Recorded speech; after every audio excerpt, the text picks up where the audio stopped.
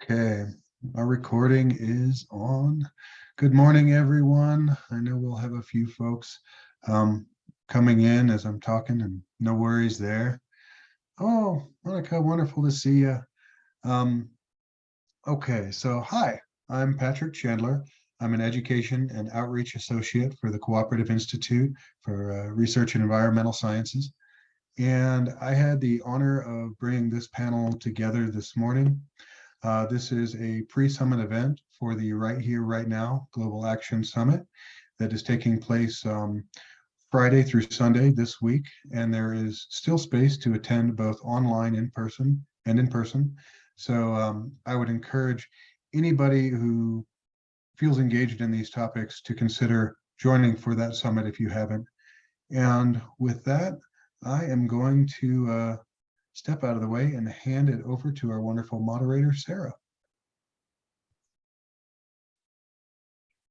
Hello, everyone. Good morning or good afternoon, or good evening, depending on where you're joining us from. We have multiple people from all around the world. We are super excited to be welcoming you here in Boulder, Colorado, or virtually. My name is Sarah Fahmy. I use she, her pronouns. I'm a PhD candidate in theater and performance studies at the University of Colorado, Boulder.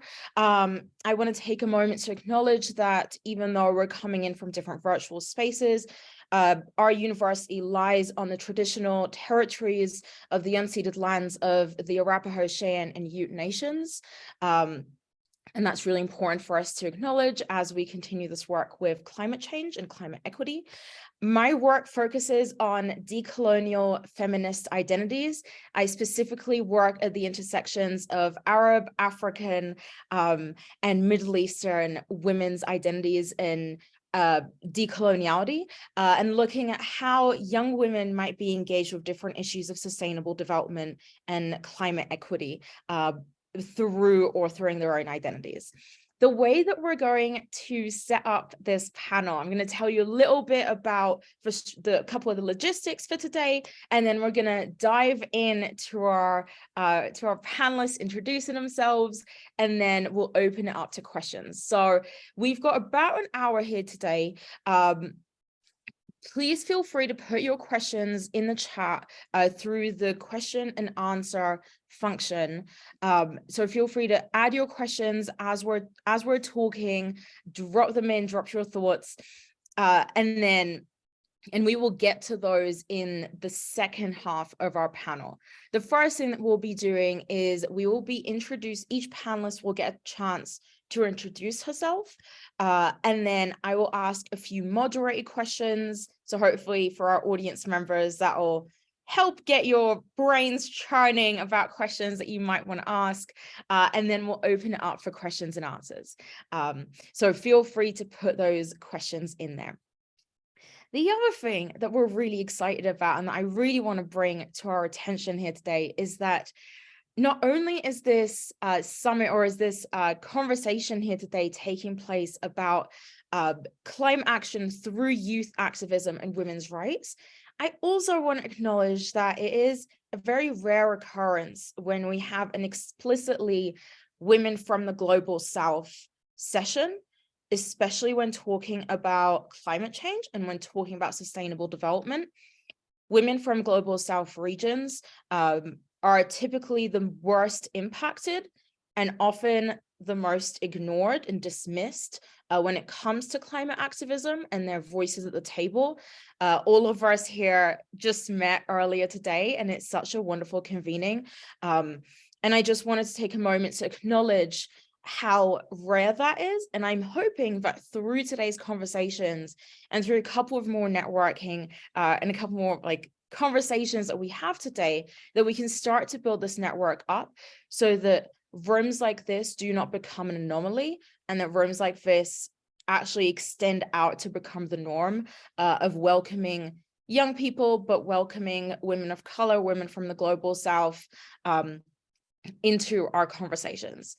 And to preface that with, I live in Colorado at the moment. I'm from Egypt. A lot of my work focuses on Egypt. I'm going to introduce you to, or show you a little bit of the work of what I do here in a second before passing it on and introducing our panelists. So my work focuses on performance-based. Oh, can everyone see the screen now? Okay, great. My work focuses on performance-based activism, so using performance-based approaches to support mainly young women envision a climate future that they want to see. And part of that is through exploring their own identities, through issues such as language as a carrier of culture. Some of the other issues with that is using a lot of different like young women's ideas in terms of the future they want to see in their own communities, whether that is local, national, or international.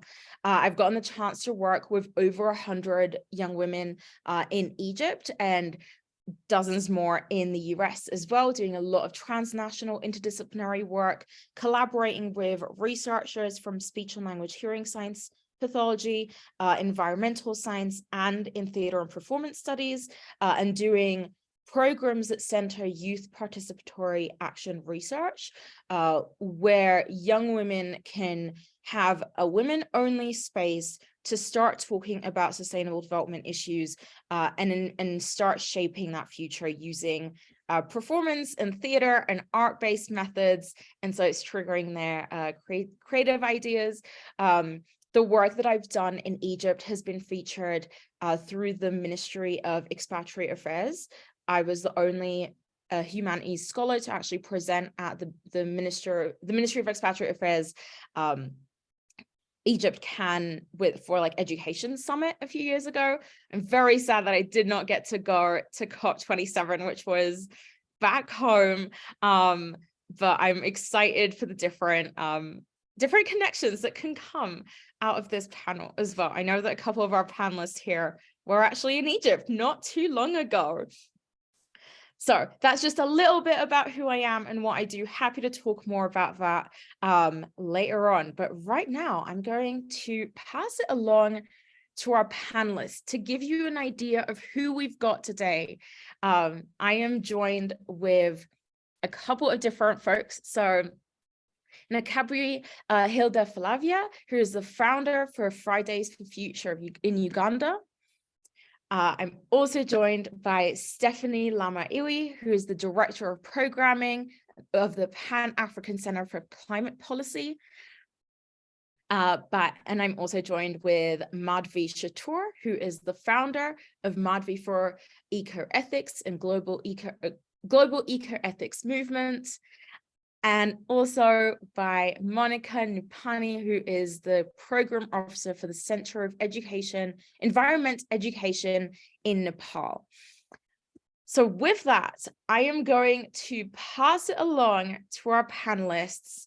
And I believe that we will start off with Hilda. So Nakabri, if you would like to start us off, please introduce yourself and then tell us a little bit about your work. And then we'll move on to Stephanie, Madhvi, and then Monica. Hi, everyone. My name is Hilda Flavia Nakavye, as introduced by Sarah. I come from Kampala, Uganda, in the east of Africa. I am a climate action and activism actionist. So I also advocate for gender equity in climate change spaces. I run Fridays for Future Uganda, which is a local non-government organization demanding climate justice in schools, in corporate organizations, for individuals, for governments, leaders, and anyone. And we have some projects in preserving and protecting Mother Earth. One of the projects is a lake cleanup project where we clean lake shores or beaches. You can call it either way. And with this, we mobilize fellow students, fellow youths, local community, and we carry out these cleanups often so that we can preserve our water resources and, the environment around us. We also do massive tree planting. One of the tree planting campaigns is the birthday trees, where we plant trees to celebrate events like birthdays, graduations, marriages, anniversaries, and all those things.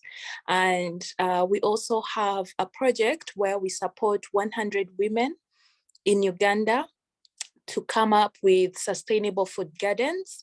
And these women are located in the poorest or the most hit areas affected by droughts. And we support them to come up with these food gardens so that they can reduce on the problem of food insecurity, reduce on the effects or the impacts that they are faced by climate change when it comes to the drought season, and also to provide food for their families, but also to get some money to be able to purchase things like sanitary towels, medication that they cannot ask from their male partners. And other activities include the recent one, COP27, where we produced a mock COP27 report. This report had recommendations from 50 youth around the country. And these recommendations were directed to all leaders, to COP delegates, and to be input in the negotiations at COP, so that Ugandan voices or voices from the global south can be listened to and heard at such international levels. And I was in COP for the first week, and we made sure that these voices reach where they are supposed to be heard. But that was limited because of the challenges that came along with COP. But at least we put out these voices through media. We met some other organizations, the UNDP. We met COP delegates and made sure that they hear or they see these voices from Uganda. And among other things, I'm in Boulder, Colorado right now for the Right Here, Right Now Summit. And I will be joined by other fellows from Future Girl Rising. And yeah, that's a little bit about my work. So I'm happy to be here and get this time to share with you all right now. I feel so cold. It's my first time to see snow, but it's beautiful. Yeah, thank you. Thank you for that, Hilda. It is very cold. Luckily, there is some sunshine, so hopefully it'll warm up pretty soon. And we look forward to seeing you in person outside of this panel. I will move it over to passing the mic over to Stephanie now. Hello, everyone. I'm Stephanie Lama Ewi, and I'm an environmental and climate justice advocate. I'll be joining you soon, Hilda. And I'll be glad to see everyone in person. So I'm actually in West Africa, Cameroon. And I love to start by saying that I'm a UN Agora Award winner. I won the award for my climate action 2022. That is the first award that has come out for that particular initiative. And I was awarded in Egypt at COP27, where I participated in several platforms with UNDP, Global Landscape Forum, and the Climate Reality Project. So I'm actually a PhD candidate at the University of Boya, Cameroon, where I'm taking a program on natural resource and environmental management. However, over the years, I've been working with women and young people in forest communities in Cameroon, and I've been able to reach over 5,000 women with over 500 youths. The 5,000 women have been reached through nature-based solutions like mushroom cultivation, beekeeping, snail farming, and also micro-enterprise development.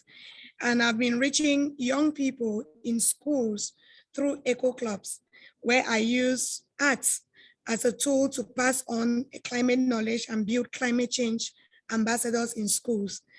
A few months back, earlier on in May, I was able to bring together 4 communities with my team to play football for trees. So these communities had to play football and plant trees alongside. And then just 2 weeks ago, I mobilized school children to plant trees and parade for climate change. This has been the first climate parade in my country. And I was glad to be initiating it with these children from school. And also in 2020, I was able to bring together these young girls to model for climate change, where they had to plant trees and talk about trees. And then we had Miss Environment selected among these girls who has been going around representing our organization and telling people about the impact of climate change in my area.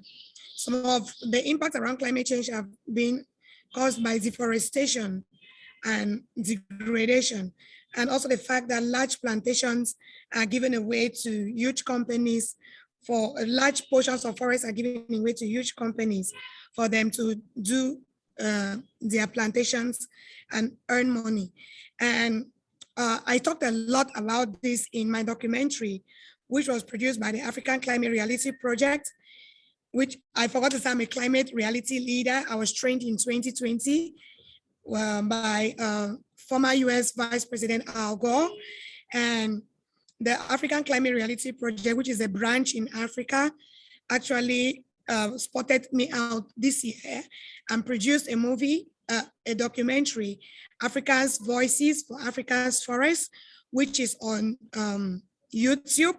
You can find it on YouTube and you can watch it and get to know a lot more about some of the things that I do in Cameroon with women and also with children. So at this point, I'm glad to meet everyone, and I'm looking forward to fruitful discussions and see how we as young people can be able to put hands together on deck to see the challenges within the climate crisis and identify solutions towards solving it. Thank you. Thank you, Stephanie, for that introduction. I am super excited already, and we've barely even dived into the questions yet. I'm going to move it over now to Madhvi.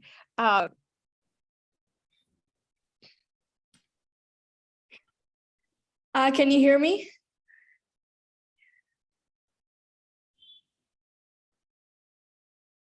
Okay. Can everybody hear me? Yes, we can. Okay. Perfect. So, hello everyone. I am Madhvi Chator. I am 11 years old. I am also known as the No Star from Ninja. I am the youngest UN Child Advisor, and I'm the founder of Madhvi for Ecoethics and the global ecoethics movement. I've in like USA, Ecoethics Bangladesh, Ecoethics India, Ecoethics Zimbabwe, Ecoethics Zambia, Ecoethics Sierra Leone, Ecoethics Nigeria, Qatar, and Yemen. So I was voted the best up-and-coming peacemaker by 14 Nobel Peace Prize laureates. So I fight for every living being's fundamental rights to clean air, clean water, clean soil, clean food, and great health for my generation and future generations, especially for the voiceless, children, flora, and fauna. And my mission is to advocate against non-green convenience and greedy economics to protect ecosystems and public health. I've been doing all of this climate work since 5 years of age. So I've just first started when I raised a small amount of $50 when I was 5 years old for the WWF for the conservation of Amur leopards. Then I wrote a book called Is Plastic My Food? When I was 5 years old, and that got recognition from National Geographic and the US Congress. It's available on Amazon.com in both paperback and ebook, and then it's also in Apple iBooks in the ebook format. Then to create a larger impact, I approached elected officials in 2017 and even before Greta Thunberg. So then I initiated many signature campaigns to bring about changes.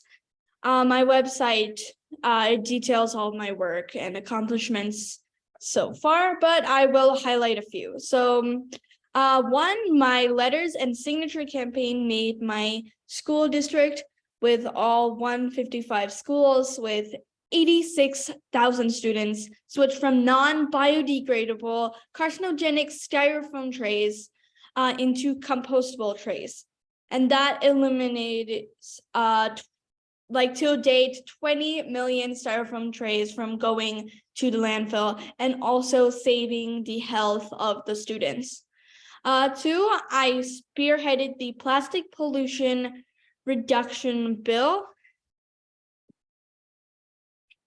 So it bans single-use plastic bags and styrofoam containers in all restaurants and cafeterias in Colorado, and that became law.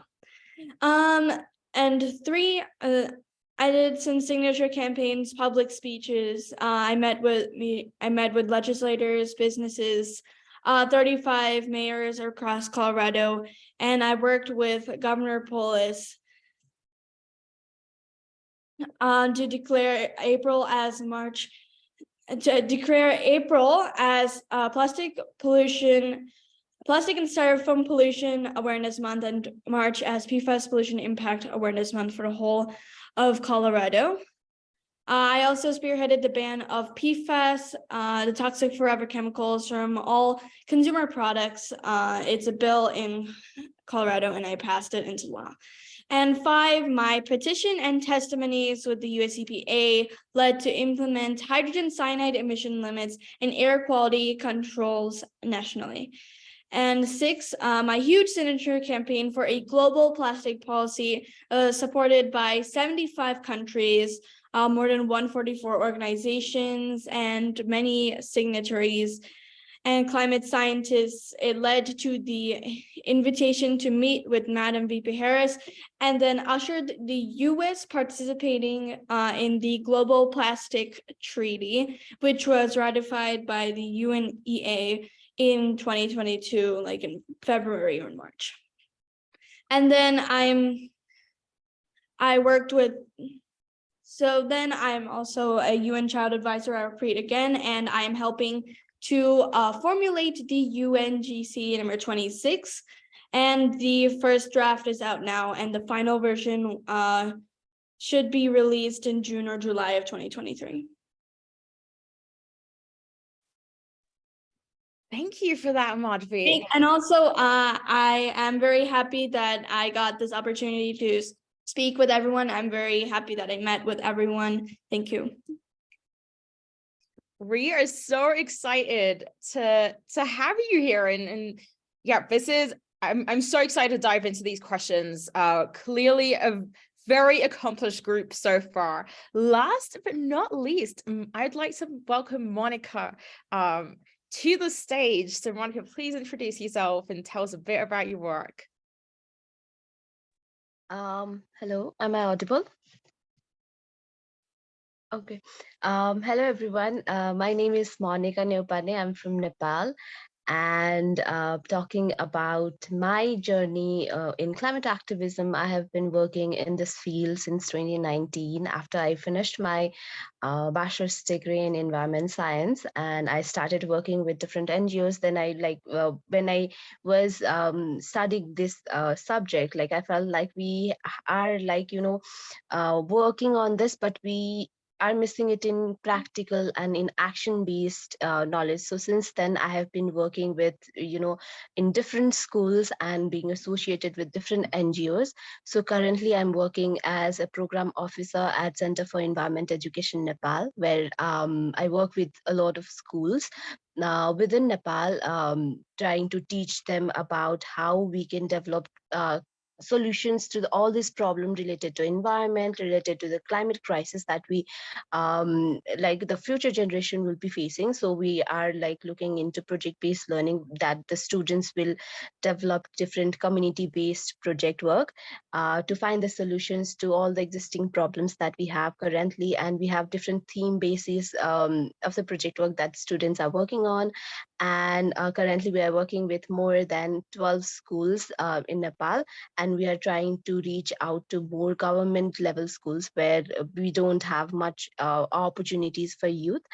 And also apart from that, I'm also working in a project in the rural area of Sindhupalchok, where the students are one of the most vulnerable, just to get their right of education because of different disasters and landslides during the monsoon season, and they face a lot of issues about that, but they are not aware about it. So we are also working on those government schools and to educate them about the issue, the crisis that they are facing it, and try to find solutions so that they can, work with the community members and work with the local government to find action-based solution for climate adaptation. And also apart from that, currently I am working as a president at Climates Nepal. It is a youth-led NGO where the youth from Nepal come together and develop different projects that we can work in grassroots level for like awareness raising and advocacy work in Nepal. And also apart from that, I got chance to serve as a climate change consultant at UNICEF Nepal, where we like try to identify national level policies that we need, like that we can improvise and include youth's voices to improvise and update it according to the youth's demand. So we are currently working on that climate change policy making as well. And fortunately, I also got chance to participate at COP27. I was there for 2 weeks, and I was following loss and damage. So we have one historic announcement of loss and damage funds for the climate vulnerable communities. So I also participated in these negotiations, and I got chance to learn a lot about how the negotiation work and how we can participate as a youth there. And moreover, I have been participating in climate-based solution, developing different ideas and developing different business plans so that we can, engage community members as much as possible in, community-based action approach. So yeah, that's a summary that I wanted to share about my work so far. And moreover, I like to add as much as possible, and I'm very glad to see everyone joining today and looking forward for the discussion. Thank you. Thank you, Monica. As we can already see, we've got such a robust group that I'm so grateful that we're in these conversations, because I'm seeing a lot of intersections between the work that every person spoke about today. And I am very excited for what potential collaborations could come out of this as well. One of the biggest intersections I see, or like a through line throughout all of the different work that everyone spoke about, is this intersection of working with the community, but also in the government and in public facing legal based issues. So I think I'd love to, before I even ask my first question, just a reminder for our panelists, for our attendees, especially those of you who are just joining us, please feel free to add your questions in the question and answer function. I will be asking a few questions at the beginning, and then we'll open it up to questions from the attendees as well. So bring on these questions. We're excited to engage with them.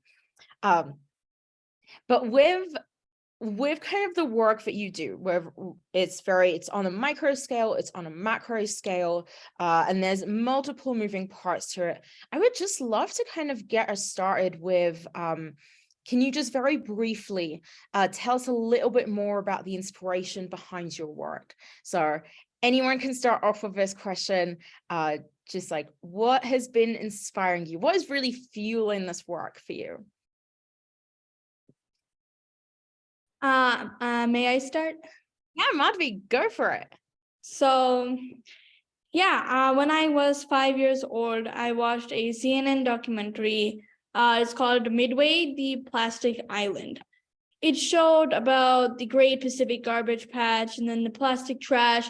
It was spread along its shores. There was a giant styrofoam ball floating and small pieces stripped from it by the water currents, then dolphins swimming in those polluted waters, birds eating those plastic pieces and feeding it to their babies, and they're all dying because of that.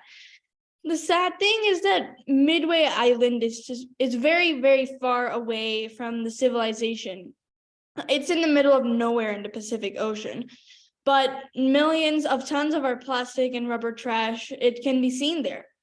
And that documentary inspired me to take action. Thank you. All right. Thank you, Madhvi. Should I go next? Yes, Stephanie, please. Okay, thank you very much. Wow, Madhvi, I feel so inspired listening to you. And for me, inspiration for advocacy from a very young age started when at almost 4 years, I still have the memories of seeing my mom lost everything that my dad owned, from his assets, lands, and even his name, because that was when I lost my dad. And I still visualize her work so hard when we moved from the city to the village and she had to turn to the earth in order for her to take care of our children.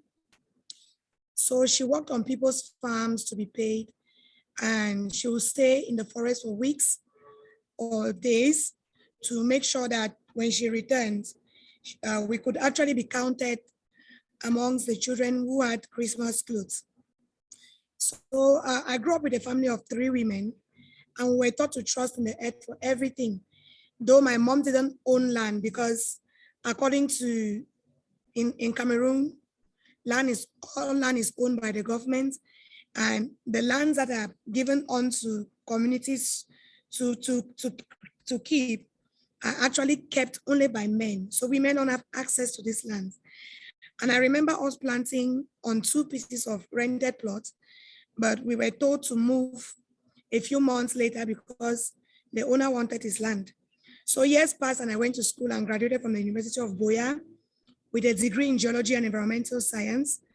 And my classwork, coupled with observations from a tender age, made me to run home one day to tell my mom I wanted to be into politics. So she laughed. 1 year down after graduation, I had nothing doing, and I had gone about dropping applications for a job in all my admired organizations. Then I met a friend who told me her mom can employ me, and I rushed to compile my documents and submit. When I went home and told my mom I was employed, I didn't know this was going to mean 10 years of volunteerism with forest resources and people. And since then, I've been working with forest resources and people to understand better my space, from being a research assistant to an environmental and climate justice advocate. Then I became a climate reality leader in 2020, and has since been an amazing experience for me. So over the years, I've been able to reach thousands of women, because when I started working with forest resources and people, I noticed that women were excluded in decision-making platforms and programs when it came to natural resource management and climate change projects. So remembering what my mom went through, I spoke to myself, I am going to stand up and speak for women, no matter the sphere I find myself. And ever since then, I've been able to overcome cultures and traditions and backgrounds to be able to bring women in the space where they actually need to talk about climate change and to gain climate leadership.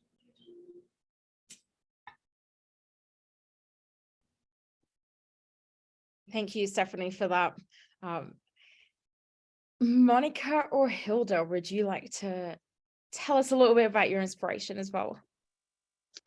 May I go next?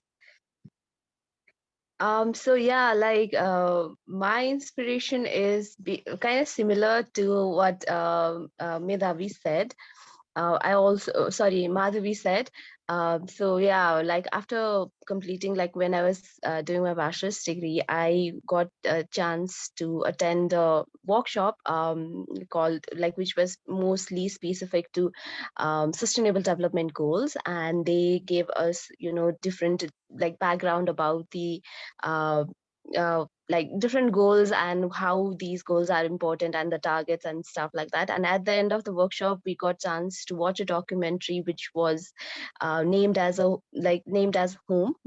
I would recommend if all of you to watch that documentary, because it is a documentary which tries to raise awareness for humanity, like how ecological balance is being threatened by human, and how our consumption is like affecting the earth. And so the documentary showed me the reality of the current world, and how the climate crisis is affecting not just humans, but all the planet and all the biodiversity living in it. So yeah, like since then I have been actively working to aware people, and I have been actively working to in awareness raising. My main objective since then is awareness and advocacy, and I'm doing trying to achieve that through both sides, like making people aware, and also try to work in policy making so that the community and the policy works and goes hand in hand. So yeah, that's how I started to work in this field. So yeah.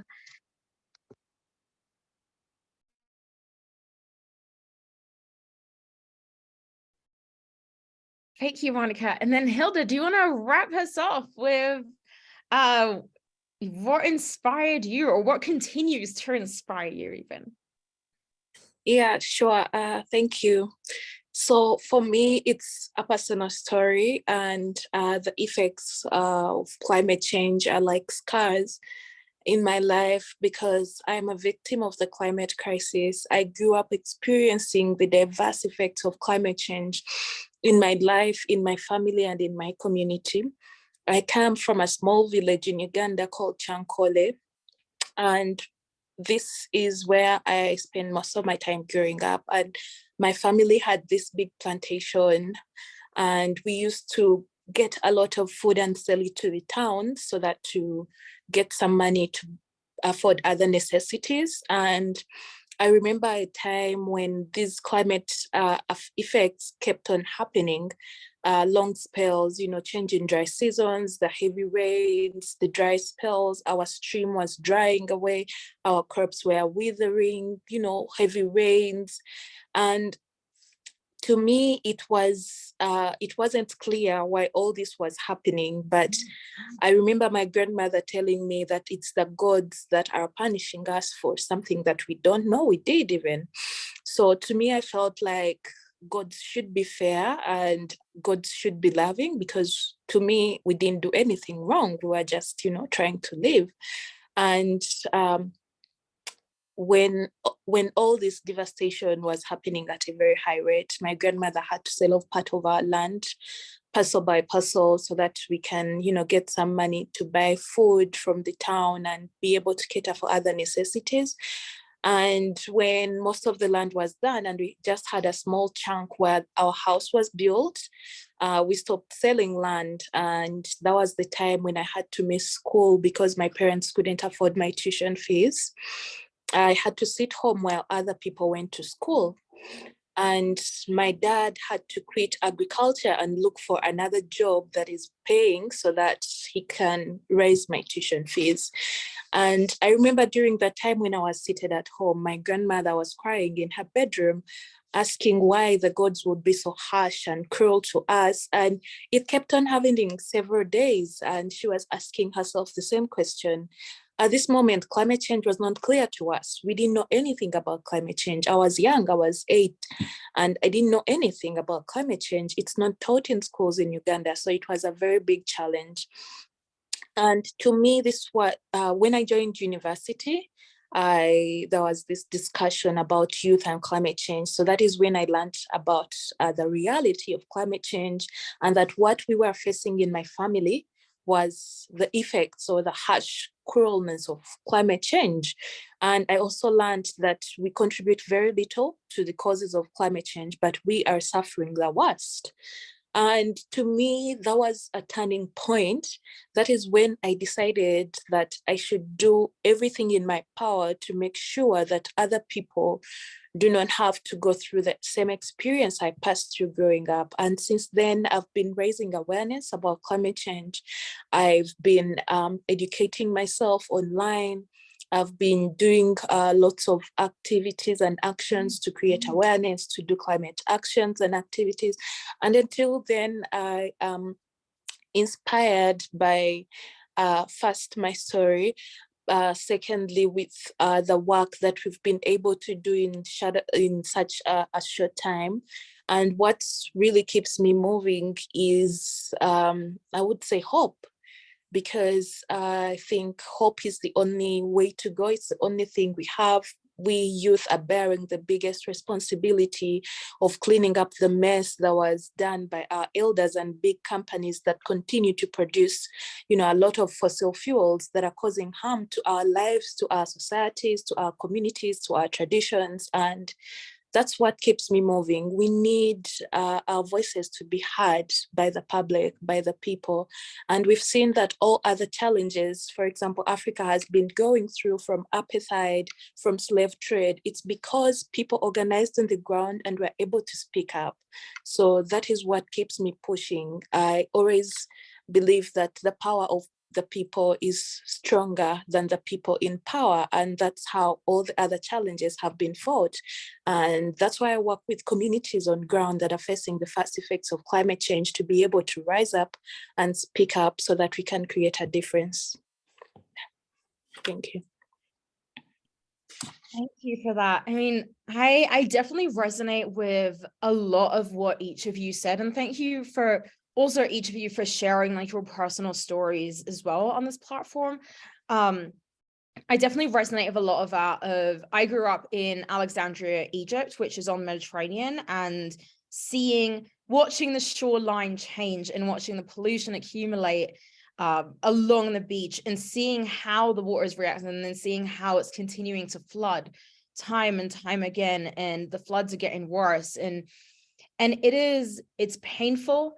It's painful to see, and I think it's even more painful for me personally, and kind of linking back to what all of you said about the lack of education or awareness that many young people might even have or know about what is this, let alone how can we actually have an active hand in changing it, and that our voices do matter in that. So with that, I'd like us to go into my second question is about in what ways do you see youth activism and women's rights issues intersect on climate issues? Each of you have kind of touched a little bit on that, but maybe just a little bit more of like the specific nuances between youth and women, and how do they intersect?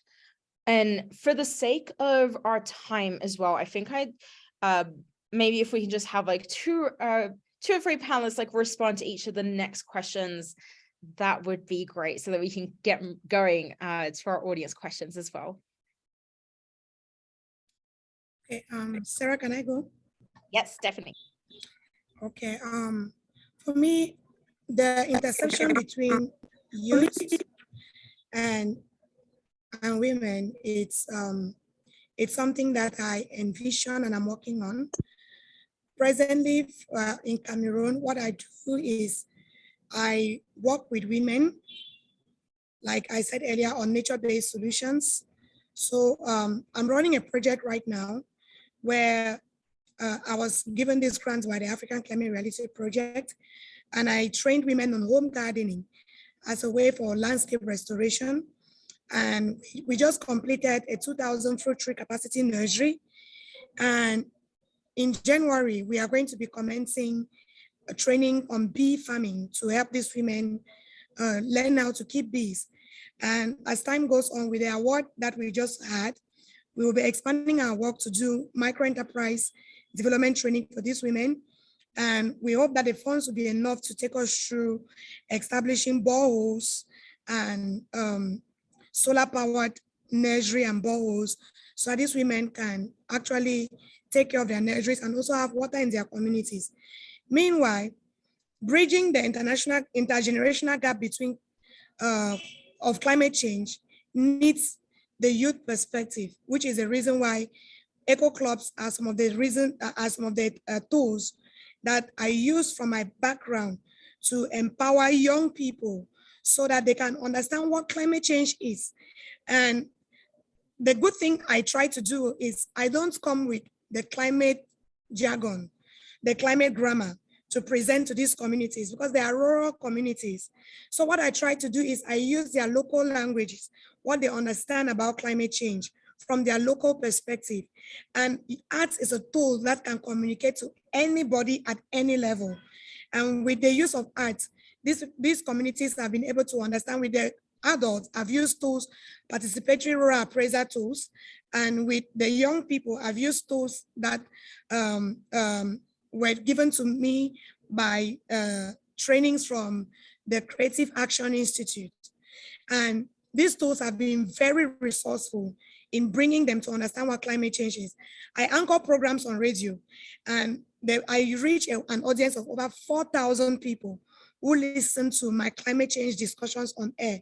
So this is a way for them to understand a lot about what climate change is and understand how to be able to walk through it. I remember we have the motorbikes in Cameroon. So one day I was on a motorbike and the bike rider, when I spoke, he recognized my voice. And he's like, then I passed by a place and I said, oh, these trees we planted here are actually blossoming. He asked me, are you the one who used to talk on radio? I said, yes. He said, so I finally get to meet you. I have been listening to all the programs you have on radio and I've learned a lot about climate change. Sometimes it doesn't have to be us having very high profile meetings to talk about climate change, but at the local levels that we are able to pass on at the local, with the local languages, with the local perspective, the people tend to understand this better. And in the long run, I'm looking forward to establishing an all-girls climate institution known as the Desire of the Nations, where I hope to train over 100 girls yearly in climate change knowledge so that they graduate and come out with the knowledge on climate change and natural resource management. Meanwhile, I currently work together with the Pan-African Center for Climate Policy to develop a climate change manual that we have been using in these schools. And we are running a webinar series known as Environmental Education Lifelong Training, which has been going on since the beginning of this year.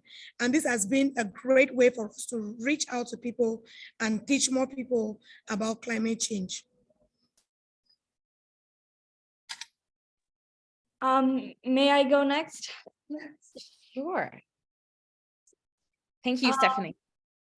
So I'm going to just speak about the intersections of social justice and climate activism in my work. So climate change, it affects every living being, and climate change has no borders. Our home is planet Earth. We share it. We are living in it. There is no planet B. But because human interactions and human nature interactions vary due to power and social positions, some are disproportionately affected by climate change, like for instance, developing countries. Then like whether developed or developing countries, within them are marginalized low-income communities, indigenous communities, LGBTQ communities, and communities of color. And then within them, women, children, disabled people, etc. They are all disproportionately impacted by the climate crisis. So in order that no one is left behind, social justice feeds into climate activism and justice. For example, in my work, let's take ground level ozone pollution. It's one of the issues that I am tackling head on currently. So generally BIPOC communities are more affected due to ozone pollution as they tend to live in close proximity to the sources of pollution. And even within BIPOC communities, I am urging the policies to focus on children, women, pregnant women, disabled people, LGBTQ people, people with existing health conditions, etc. And so you can see that social justice and thereby economic, intergenerational, health, gender, and racial justice all feed into climate justice. And this has been the case with many of the policy changes that I have brought about locally, nationally, and globally.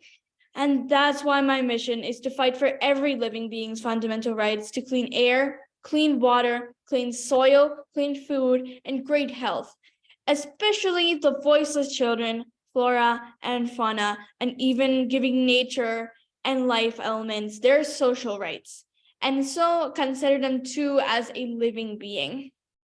Thank you. Thank you for that, Madhvi. For the sake of time, I'm gonna go on to one of the questions from our audiences. And then hopefully, and Hilda and Monica, I'm gonna go to you first for that question. And if you would also like to weave in your responses to the previous question in this one, also feel free. So one of our questions that comes from James, thank you for asking this. Which platforms and gathering spaces do our panelists recommend for teams of young women and people of diverse ethnicities from around the world to meet up live or otherwise? Teams that are practically taking action on climate change. We're making progress on that within the US, yet it would be so meaningful to work with others internationally. Our team members are very eager to connect. So I guess the question of that is, what platforms would you recommend? Or even who are your to add on to that question, who are some of your most important partners? How do they provide support? Each of you works with a current organization. I'm guessing from James's question that they also work with an organization. What are some manners in which you can engage internationally to create more impact? And I'm going to go to Monica first with this question.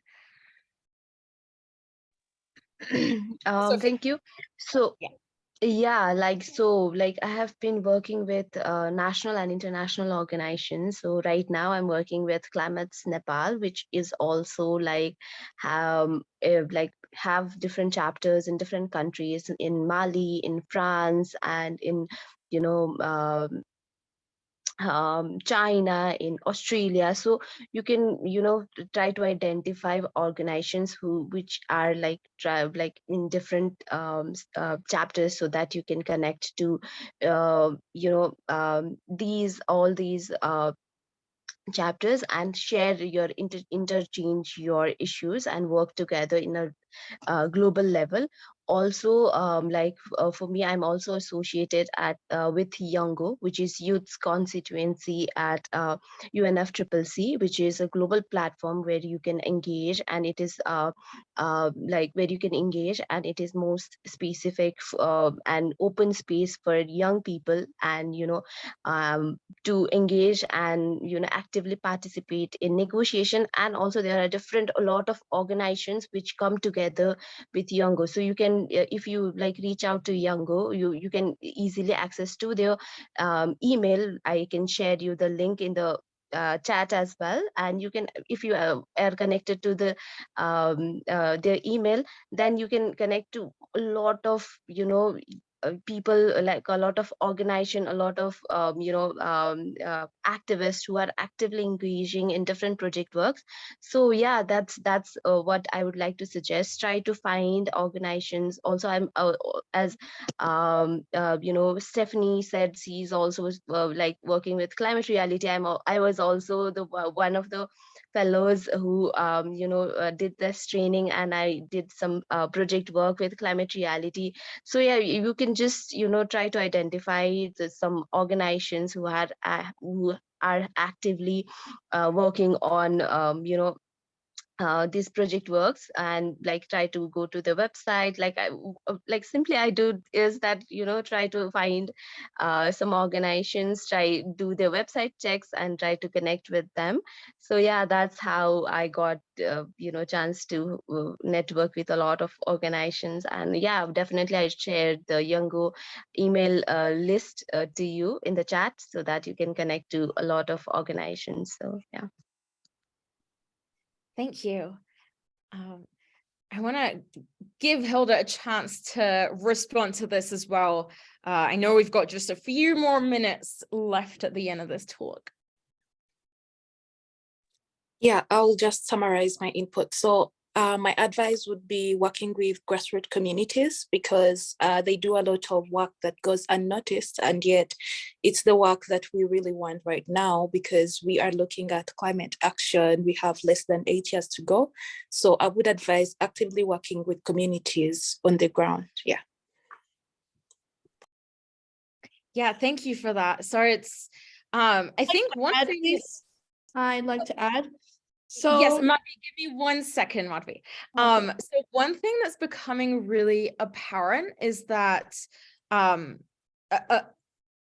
James, going back to your question, or the question that was raised here, something that's really important is having more networks like this, and also having more community-based organizing, but also benefiting from the Zoom platform that we've got, because this is a great space of, we're currently doing this for the pre-summit, but I think one of the other issues is that we can continue having these conversations. All of our panelists' names are in the chat, and they're in the Eventbrite event as well that you all registered with. And so I really strongly recommend that you reach out to each of them, whether it's with questions, whether it's with ideas for collaboration. The folks who are working on the ground and who are working with their local communities ultimately have more knowledge and more awareness of the pertinent issues that need to be addressed, even more so than those of us in academia or those of us who are trying to help from other communities. And so going to those who are local and reaching out to them as well. And Madhvi, before I go back to you, I think one final thought, as we've got like 2 more minutes left in this webinar, which I wish was a lot longer. I think we can continue having this conversation for many, many hours. This only scratched the surface, and we barely got into truly digging into the work that each of our panelists does, and the scope of it and the impact that it has had. So I strongly recommend that we continue having this conversation. But I think one final thing to maybe this like final remarks by everyone, of ways that we can continue expanding access to women and youth, especially those in the global south, to take part in local, regional, and global climate action. I started this session off by saying that this is a rare convening of having women and youth from the global south talking about issues that concern us in our own communities, especially within sustainable development and climate change activism world. And we're eager to continue having these conversations and to not make groups like this the anomaly, and to have more partnerships as well. So in our final minutes here, any final words? And then the other thing as well is that we've got, for those of you who pre-signed up for the discussion groups, we will be continuing some of these conversations that came up in our group conversations in a different Zoom space. So if you pre-signed up for those, then we will reserve time for that as well. Any final words for our webinar attendees, though? Very quick final words before and we'll continue this conversation in the Zoom breakout room as well. Yes. So I want everyone in the audience to please join my global ecoethics movement. I host lots of seminars, and we do a lot of climate work there. So I will be putting up a membership form in my website soon. And also please follow me on my social media. Thank you. Thank you, Madhvi. Any final words by our other panelists as we wrap up here and move into the Zoom breakout space? Okay, Sarah, yes, I'll have a final word. And I want to say my country, like many African countries, has ratified several treaties and laws around climate change. And the truth is, when these laws and treaties are ratified and we don't see implementation on the ground, it becomes really questioning. And why at COP, I was listening to Mr. Agor's speech, and he said that climate finance must be transparent, because one of the things I was advocating at COP was climate finance for young people and for indigenous communities. So Mr. Agor's speech said climate finance must be transparent, it must be accurate, and it must be accountable. And he also highlighted that lots of finances are channeled to fossil fuels with little to landscape restoration activities. And then about 14% of climate finance that is channeled to Africa, only 1% of that climate finance goes to indigenous communities. So this was really devastating for me to hear. And in conclusion to what I came up with, I thought that when young Africans are recognized and given opportunities they deserve, we are able to create the world that we envisage. And when opportunities like this one that we are on now comes up, it enables us to bring out our voices and talk and bring out possible solutions to some of the problems that we face. And at this point, I call on funders, donors who are sponsoring projects, issues around climate space to focus more on giving youth opportunities to be able to solve problems within their communities. And I think this is going to create more impact and greater change. Thank you. I want to add one more thing. So Madhvi, just for the sake of time, can we make sure that we get to Hilda and Monica first before you add another thing? Thank you. Yes. We are a little bit over time, but I want to make sure that we honor everyone with their final words before we move into the Zoom breakout room. So Monica, would you like to go next? Yeah, like I'd like to add that, like, a small action matters. Like, sometimes we like while we are working, we just pause and think like what we are doing, because the crisis is like really near, and the change is really less, as Stephanie mentioned that with the results, the outcomes from COP27 was not that satisfactory, and one might feel that there's no change, because I have been through this. Like whenever I used to look at my work, like, and most youth in my country, like we have been advocating for our demands for climate justice for so long, and yet the change is not seen. So you might think that you are not being able to bring change, but what I'd like to suggest is like we need to move on and like stand for each other and discuss more. When we talk about this issue a lot, then it will, like, the policymakers have to listen to us. So yeah, that's what I'd like to share. And small grassroots level, be it national level, local level, any action has something to contribute to the community. So yeah. Thank you, Monica. Hilda.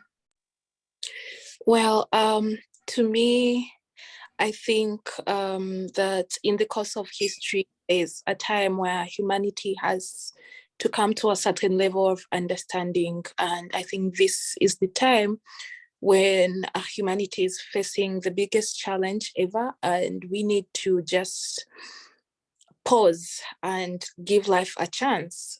We need to look through what our abilities and capabilities are, and make sure to come to unite this energy and work towards achieving climate action or saving humanity in that case.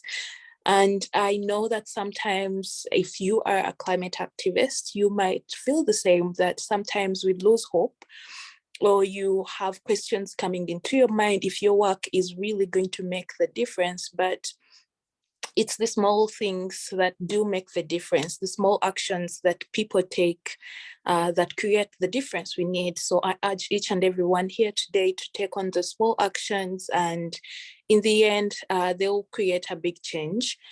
Just an example, years back, there have been very different people fighting in the US for, Black people, indigenous rights and the like. And we might feel that Martin Luther King and the others weren't successful, but at least they paved way for President Barack Obama to be the first leader. So if you are doing different actions and pushing in every angle, just know that you might not be the one, or you may not be able to see that change that you are making right now, but every action you take counts. It may not count for your generation, but it will count for the next generation. So let's keep pushing. That's all. Okay, so for everyone here, my call to action is I want all governments, our businesses, and like the consumers to be sincere to their spine and implement climate action. And I want everyone to ban PFAS and refuse plastics. Thank you. So with that, we will be moving over into our Zoom breakout room. I want to take another moment to thank our panelists. Thank you again so much for sharing your time, your energies, your wisdom, your thoughts. Thank you to our attendees for joining us and joining this conversation. This conversation will continue outside the space, as it should. Several folks who are on this panel are also here locally in Boulder, Colorado for the next few weeks. So hopefully we can get a chance to touch base and connect and check in with one another.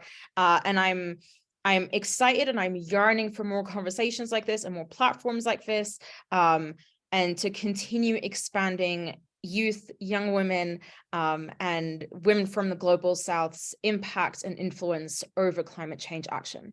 So thank you again. And please go over to the Zoom breakout room. The information for that was just in the chat a second ago. All right, I'll see you in a little bit. Thank you.